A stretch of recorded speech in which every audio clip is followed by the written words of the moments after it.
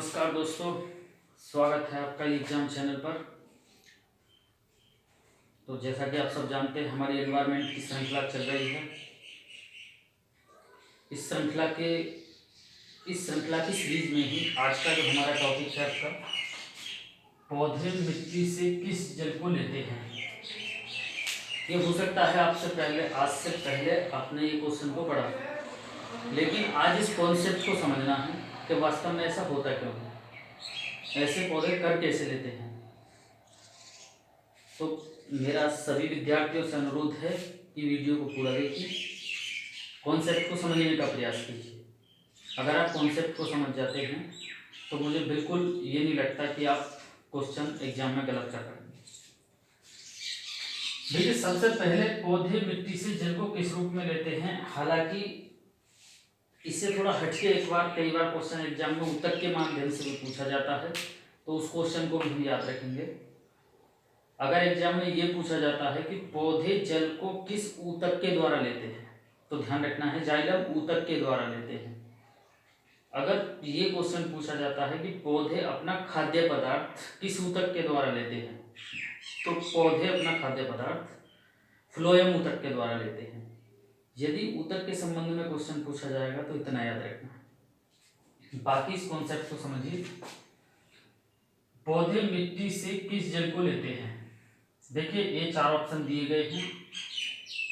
Question कितना important है इस बात का अंदाजा या तो मुझे है, क्योंकि मैं इस क्वेश्चन को पढ़ा रहा हूँ, और आप अगर सिंसियर तरीके से पढ़े हैं और मेहनत की है तो आपको भी मालूम होगा। लेकिन आज कॉन्सेप्ट को समझिए। देखिए, गुरुत्वीय जल किसे कहते हैं, पहले हम इस पर चर्चा करते हैं। गुरुत्वीय जल क्या होता है। वर्षा होने के बाद पृथ्वी के गुरुत्वाकर्षण के कारण जो जल पृथ्वी के नीचे जल स्तर तक पहुंच जाता है या जल स्तर के आसपास पहुंच जाता है, उसको गुरुत्वीय जल कहते हैं। दूसरा दिया गया है हमारा केशिका जल। केशिका जल जो है, मिट्टी के कण जो होते हैं, मिट्टी के कण, उनके बीच में जो रिक्त स्थान होता है या कह सकते हैं खाली स्थान होता है, उसमें पाया जाता है केशिका जल, उसे कहते हैं केशिका जल। रवे का जल किसे कहते हैं। यह जल मिट्टी के कणों में रासायनिक रूप से संबंध रखता है। जो मिट्टी के कण होते हैं और उन कणों में जो रवे का जल है वो रासायनिक रूप से संबंध रखता है, एक प्रकार से केमिकली रूप से संबंध रखता है, उसे हम रवे का जल कहते हैं। उसके बाद आता है आर्द्रता जल। ये जो आर्द्रता जल है, इसकी क्या परिभाषा है। आर्द्रता जल जो होता है दोस्तों, जो जल मिट्टी के कण जो होते हैं उनके चारों तरफ वाष्प के रूप में पाया जाता है। ध्यान से सुनिए, जो जल मिट्टी के कण जो होते हैं उनके चारों तरफ जो वाष्प के रूप में पाया जाता है उसे कहते हैं आर्द्रता जल। दोस्तों, होता क्या है, गुरुत्वीय जल को भी पौधे जड़ों द्वारा नहीं ले पाते हैं, ध्यान रखना है। रवे का जल जो कि आपका रासायनिक रूप से संबंध रखता है मिट्टी के कणों के साथ, इसको भी पौधे अपनी जड़ों द्वारा नहीं ले पाते हैं।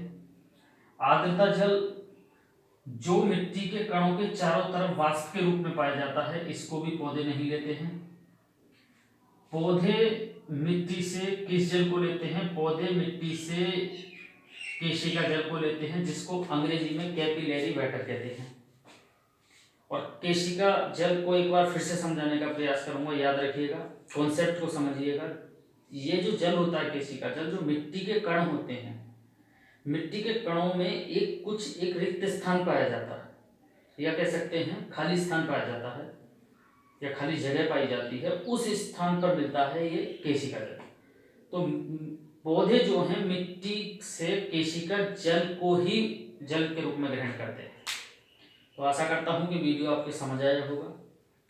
इस वीडियो के माध्यम से मैंने कुछ बहुत ही ज़्यादा महत्वपूर्ण तथ्य बताए हैं, जो भी हो सकता है बेहतरीन तथ्य। इस क्वेश्चन के माध्यम से कुछ कॉन्सेप्ट को क्लियर किया है। वीडियो अच्छी लगे तो वीडियो को लाइक जरूर करें और चैनल को आगे बढ़ाने में मदद करें। धन्यवाद।